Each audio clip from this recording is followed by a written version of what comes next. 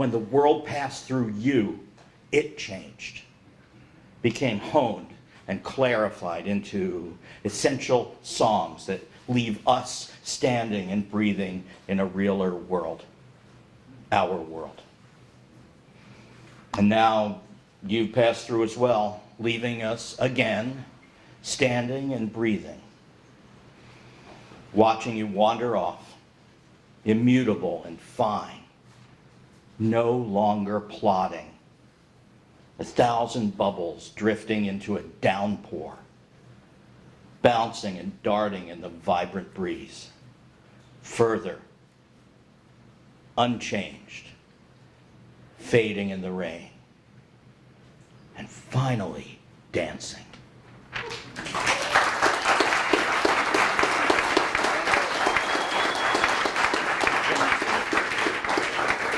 All right, next up is David Golub. Following David, we have Kathleen Wood, and following Kathleen, we have Cassandra Dalit. But in the meantime, let's give a big hand for one of the true legends of the Babar, Mr. David Golub. We're so honored to have him here today.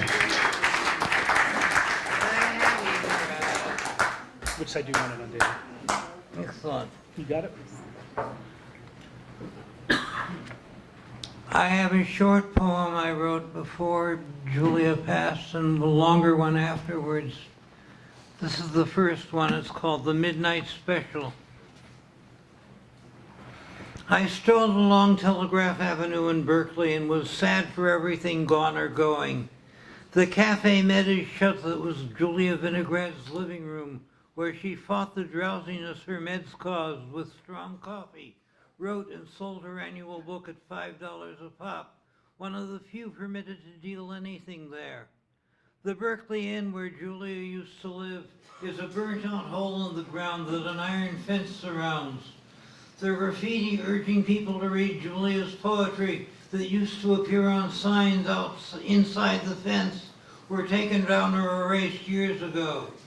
People's Park, which Julia is the uncrowned laureate of, working hard as always to stay uncrowned, still blooms, but the university plans development that will leave of the park nothing but a plaque.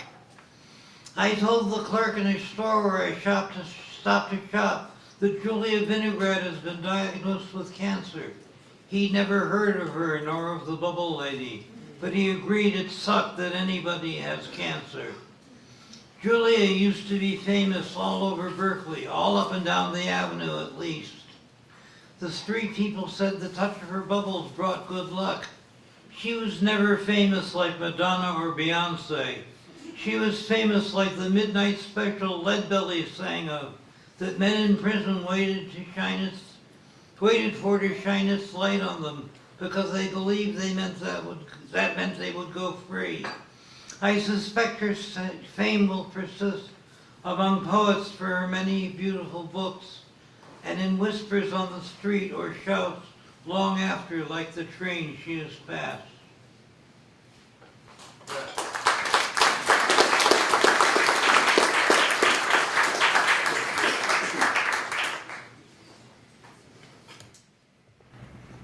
And here's is called The Removal of Kuan Yin in memory of Julia Vinograd, 1943 to 2018. When our old landlady sold the property and moved away, she left the garden between the two houses and many of her semi-precious stones, but took with her the statue of Kuan Yin, whom Westerners call Goddess of Mercy, but who is actually the Bodhisattva of compassion. All Kuan Yin can do for the suffering is suffer with them, but sometimes that's enough. With the statue gone, the new landlord's work crew trenched the garden and gutted the front house, preparing to rebuild it for the landlord to sell or rent out at a higher price. When they're done with that, he'll want them to do the same with the back house where we live, and we'll have to move. When I learned cancer might remove Julia Vinograd from the world, I thought, how can the world hold up as our home without this living Kuan Yin? For Julia was an embodiment of compassion. She saw the streets, hustlers and crazies, broken people from wars and jails, generations of the young, and felt with them all, and wrote movingly of them all, to awaken those who read or heard her. She rarely wrote a poem that was explicitly political, but the soldiers, living and dead, that marched through her poetry keep alive an awareness that all too often we wish to deaden or escape, of the endless wars fought in our name. Just so she sang all the open wounds in the world, Jerusalem and People's Park, till the cancer flared through her body, like the wars themselves metastasizing across the surface of the globe. She observed and wrote of everyone with perfect compassion, but not always perfect insight. She wrote extensively of lovers when chronic illness had led her to live most of her life militantly independent and alone. Maura O'Connor wished Julia would leave the lovers alone entirely after Julia presumed to offer her advice about how to handle David Lerner when he was strung out. Still, it was through Maura that Julia leaked to the poets that she was not a virgin, and she remained on loving terms with almost everyone who knew her. I loved her too, but was less close to her by the time she died than in the days when I drove her to Cafe Babar and other readings, and afterwards to get burritos or duck soup. And we bonded over our appetites.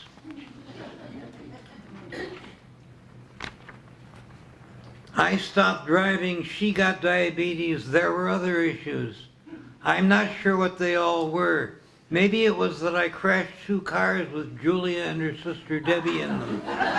Maybe it was that I wrote so few poems. Maybe she found me short of compassion for the world.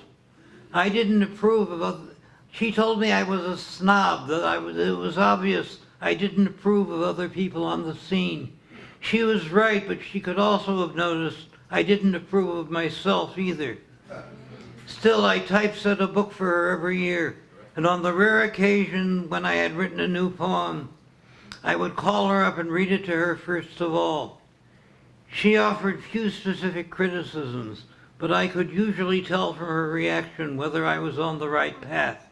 With her gone, I have only the vaguest ideas what sounding boards I can throw this poem against to be sure it rings true when it hits.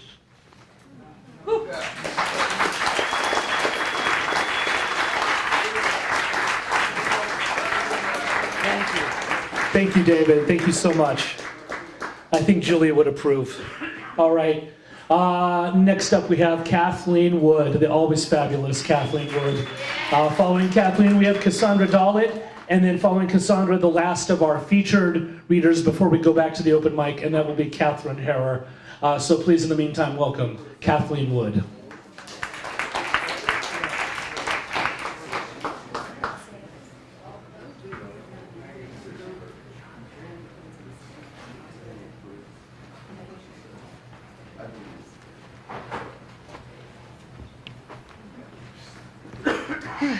Well,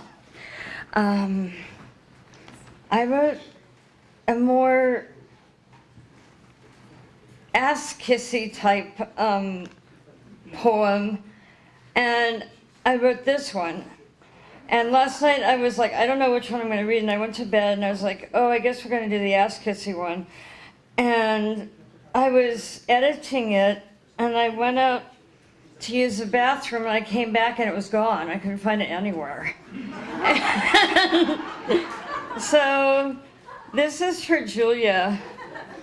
We sat in a humongous yard, flower colors and otherwise. I was with David G. and one of the young kids that used to follow barbarians around everywhere. And David said he wanted a burrito, but I thought the weather was too cold. David said, I'll be right back, meet me there. He pointed at a glen that was like sprinkled with growing mushrooms and villages fluorescent. I joined the women seated around some of the mushrooms. Well, he had a lot of nerve just running off like that, one of the women sniffed. Let him go, Julia said, he'll be back. In the background is a sunset dark blood red. David G. returned with a giant burrito. I don't think I'll ever see Julia again, he says. She was a good soul. She'll go to heaven. And where are you going, hell? I'm beginning to think so, David said. I learned to speak to Julia, but all that remained were soap bubbles, giving definition to the path we had entered from. So who's going to read first? I don't know. We need a sign-up sheet over there. And some flashlights so we can see what we wrote through all this blood. Julia returns. The med is closed forever, she sighs morbidly. The boy who follows poet says, but why do we have to write anything? Someone grabs a piece of paper and a pen. Okay, line up against that wall. We wait, although it's not a typical poetry reading. That's all. Thank you.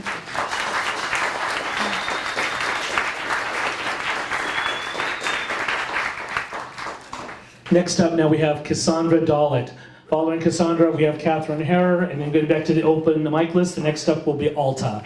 So we'll please welcome Cassandra Dollett.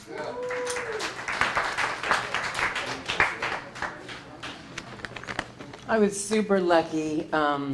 When I started writing poetry, I never even had done open mics, nothing, and my very first feature was with Julia.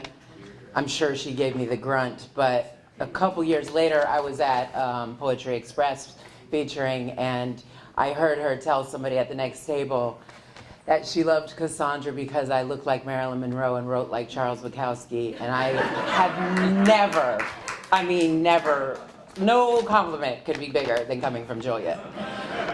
And after that, I was welcome to write with her and eat with Jan and Debbie, and they treated me like family, and it was amazing. I'm very honored to be here.